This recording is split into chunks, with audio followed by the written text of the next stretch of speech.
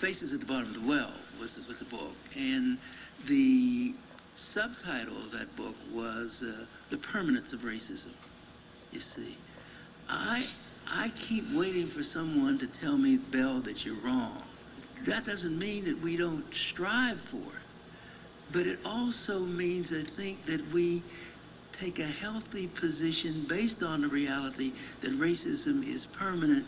And I sometimes wonder whether this society could exist without racism, because it provides, this is a country built on property ownership, and most white people don't have that much property, as we generally, land and bonds and money in the bank. What they have is a sense of entitlement based on being white. And that's very hard to give up. And even things that we're doing on our own tend to be a threat to that. The Williams sisters are the greatest tennis players going. This is sports. Shouldn't be of importance. But do you see the wishy-washy way in which our media deals with probably two of the finest athletes going?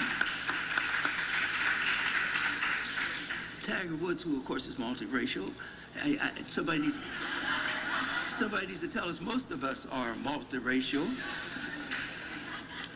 has already won 4 big championships.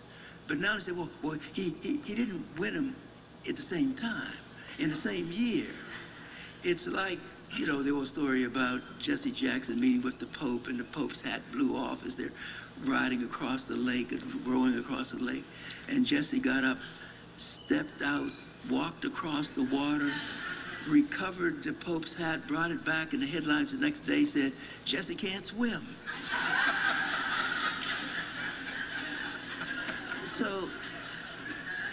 So as we struggle, we need to keep in mind that this stuff is permanent, and therefore we are not likely to succeed, at least in the direction in which we go. Things will happen. Maybe not the ones we want to happen. Maybe they will be less good than we hoped they were.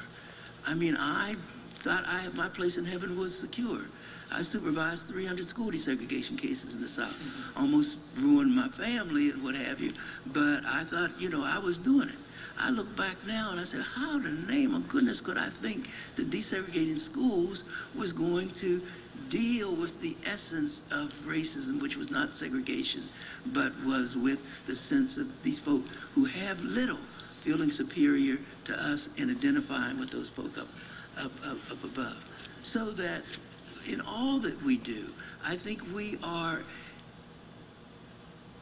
nurtured and lifted up by a recognition of how permanent racism is. We're sort of like the equivalent of the alcoholics who, in order to survive, have to get up in a public place frequently and say, I am an alcoholic, I will always be an alcoholic.